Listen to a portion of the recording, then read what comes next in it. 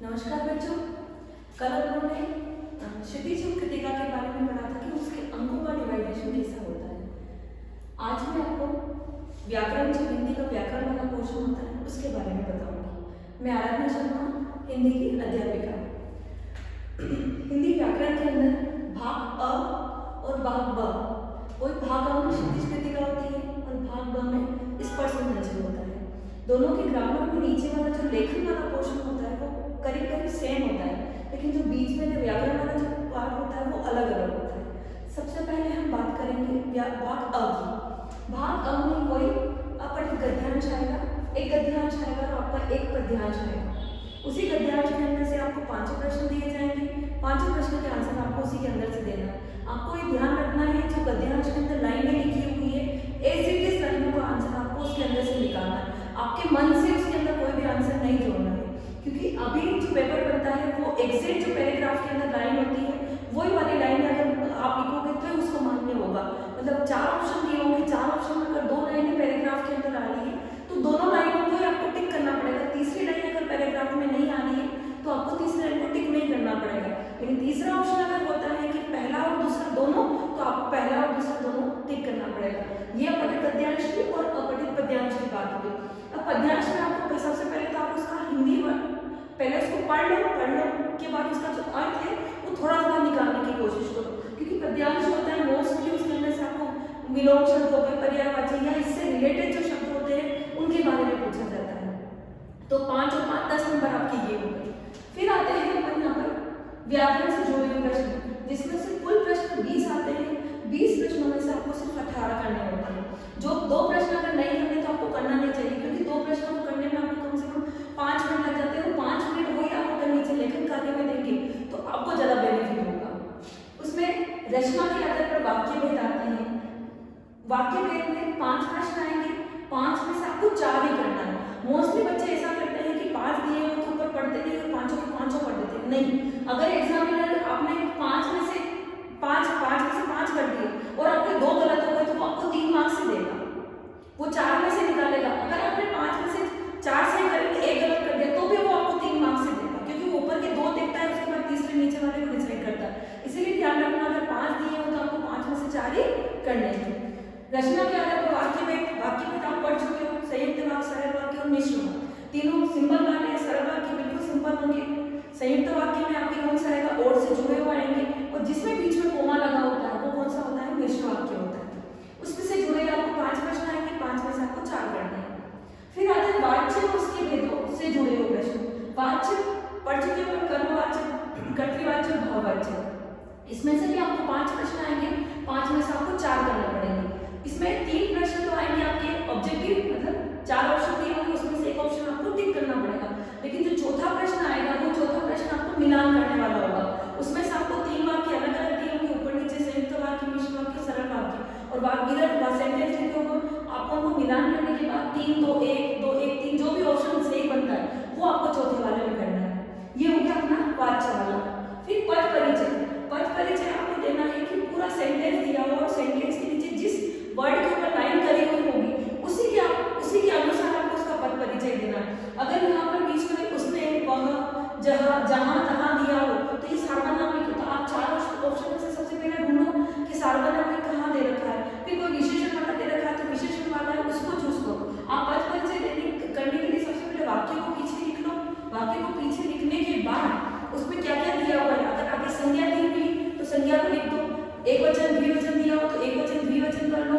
अगर गुण विशेषण दे रखा हो, संबंध दे रखा है, कोई सा भी जो भी दे रखा उसको टिक कर लो और फिर ऑप्शन के अकॉर्डिंग उसको वहां पर राइट करते जाओ।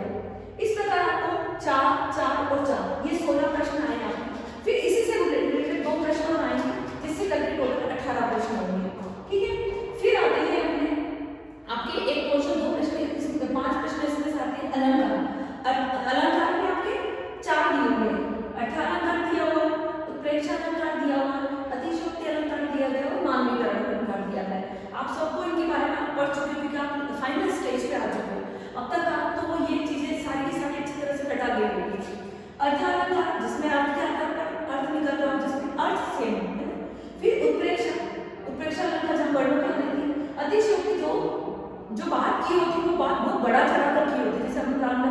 परशुराम संवाद के अंदर अतिशयोक्ति अलंकार है। फिर मानवीकरण अलंकार, जैसे उत्साह कविता के अंदर आपको मानवीकरण अलंकार है, दंतों मुस्कान के अंदर मानवीकरण अलंकार है। इस प्रकार की और सारे के सारे जो प्रश्न आएंगे वो आपकी बुक के अंदर से आएंगे और कहीं से भी आएगा। पाठ के अंदर आपको सेंटेंस उठा लेंगे, उसी सेंटेंस के आधार पर आपको पूछ लेंगे कि सेंटेंस के अंदर कौन सा अलंकार है या कौन सी पंक्ति दी हुई, इस पंक्ति के अंदर कौन सा अलंकार है। इस प्रकार इसमें से भी आपके 5 में से 5 प्रश्न आएंगे, 5 में से आपको 4 ही करना है। मैं आपको वापस से बोल रही हूँ बच्चों, अगर 5 प्रश्न दिए हैं तो 5 में से 5 नहीं करने हैं, 5 में से आपको 4 ही करने हैं। फिर आते हैं उसके बाद आपका लेखन वाला पोर्शन आएगा। लेखन वाला पोर्शन सबसे लास्ट का होता है, इसको आपको सबसे ढंग से करना है। अनुच्छेद 120 शब्द का होता है और अंक आएंगे आपके 6 अंक। 120 शब्द का मतलब होता है आपकी कॉपी का जो पूरा पेपर है, पूरा पेपर आपको इसमें 120 अंक में लिखना है। ठीक है, अनुच्छेद लिखोगे तो वहां पर जो बीच में संकेत बिंदु दिए होते हैं, उन संकेत बिंदु के आधार पर लिखना है। अगर जैसे लिखा हो कि पर्यावरण से की हानियां, तो पर्यावरण की हानियों के नीचे अंडरलाइन करो और अंडरलाइन करने के बाद उसके बारे में उसको थोड़ा विस्तृत रूप से लिखिए। फिर आता है पत्र। पत्र आपका आएगा 100 शब्दों में। पत्र को आपको पूरे एक ही पेज पर लिखना है। अनुच्छेद, पत्र, संवृत हो गया और विज्ञापन, ये सारे आपको एक एक पेपर ही करना है, अलग एक दूसरे से नीचे से शुरू मत करना है। एक पेपर के एक चीज करनी है। पत्र आगे 100 शब्दों में, औपचारिक पत्र और अनौपचारिक दोनों पत्र आएंगे। दोनों पत्र में से जो आपको सबसे अच्छी तरह आता है वो पत्र का लिखना।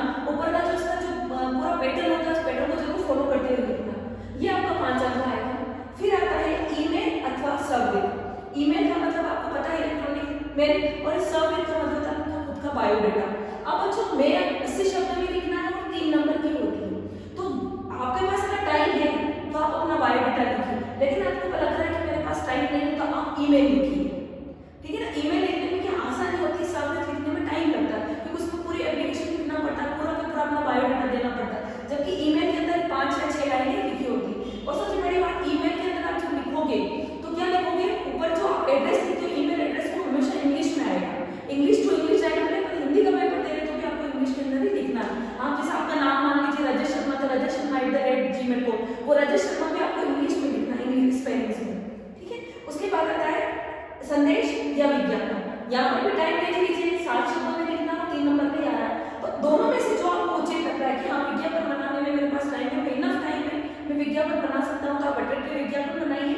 और अगर नहीं बनता है तो आप संदेश लिख दीजिए, क्योंकि विज्ञापन से समय कम संदेश में लगता है। इसी प्रकार यहाँ बायोडाटा से कम समय ईमेल में लगता है। तो ये दोनों प्रश्न आप आपके जो समय को देखते हुए करना, ताकि आपका ये जो पूरा पेपर है आप समय से पहले पूरा कर सको। इसी प्रकार भाग बी में आते हैं।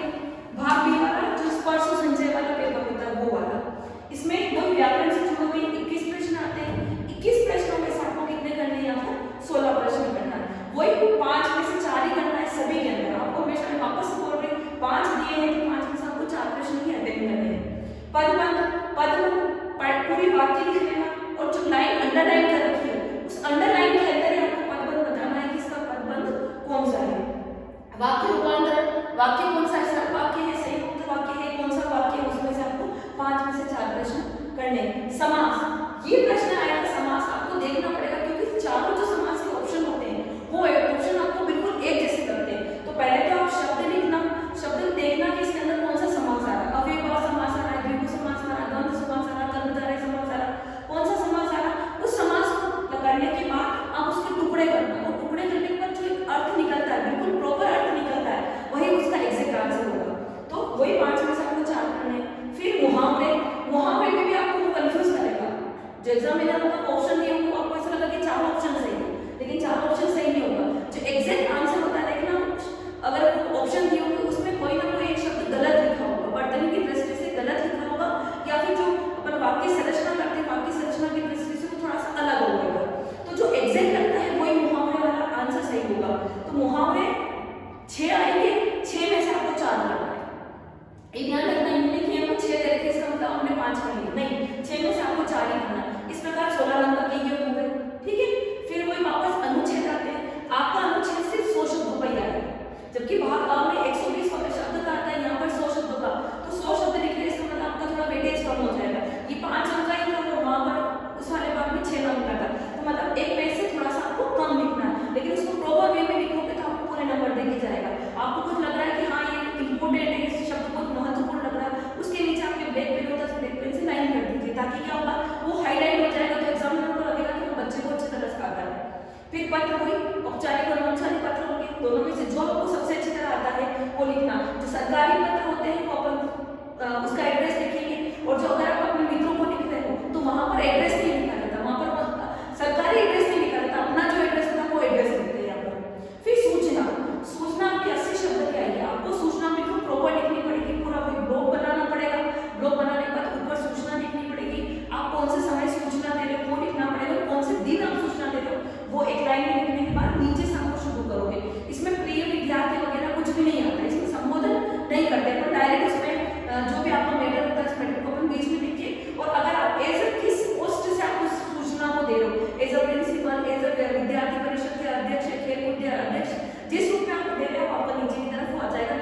अगर नाम आपके पत्र में दिया है तो ठीक, नहीं तो XYZ लिख देना या फिर कलर लिख देना, ठीक है।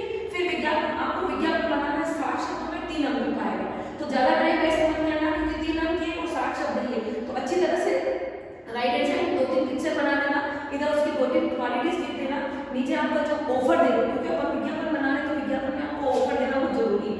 अच्छा सा ऑफर हाईलाइट करके देना उसका, और नीचे आपका जो एड्रेस दे रहे हो एड्रेस और ईमेल आईडी जरूर लिखना उसकी, ठीक है। फिर आता है लघु कथा अथवा ईमेल, यहाँ इन दोनों में भी ऑप्शन है।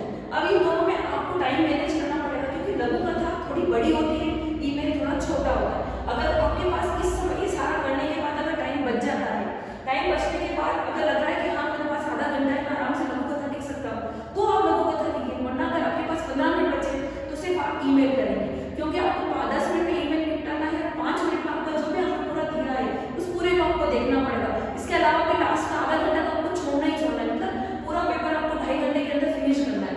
2.5 घंटे में खत्म करने के बाद आधे घंटे में आप देख पाओगे कि आपको कोई बीच में छूटा हुआ तो उसका आंसर आपको लिखना था कि आपने सोचा मैं बाद में लिख लेता हूँ, तो आप उसको उस टाइम लिख लोगे। इस प्रकार अगर आप टाइम को मैनेज करके सारा वेटेज के अनुसार आप अगर आप लिखोगे तो आप बहुत अच्छी तरह से पेपर कर पाओगे। और गद्यांश और पद्यांश का जो कर रहे हो, पहला, दूसरा, तीसरा, चौथा, पांचवा क्वेश्चन लिखो, पहले का आंसर आया लिख दीजिए, दूसरे का आया लिख दीजिए, तीसरे का नहीं आया तो नंबर 3 डाल के उसको छोड़ दीजिए और लाइन लिख के चौथा लिखना चालू कर दीजिए। चौथा भी आगे, पांचवा नहीं आया, पांचवा लिखकर लाइन छोड़ दीजिए। जब आपके पास टाइम रहेगा तब आप उसको सोचकर लिख लेना। एज इट इज आपको यहाँ पर भी करना है। अगर आपको अलंकार में 3 आ गए, चौथा नहीं आया तो 4 नंबर डाल के वहां पर लाइन छोड़ दीजिए। जब आपके पास आधा घंटा लास्ट का बचेगा उस टाइम आपको उनको आंसर को करना है। इस प्रकार बच्चों अगर आपने पूरा पेपर समय को देखते हुए करा है, क्योंकि ग्रामर का जो वेटेज होता है हर परीक्षा में ज्यादा होता है।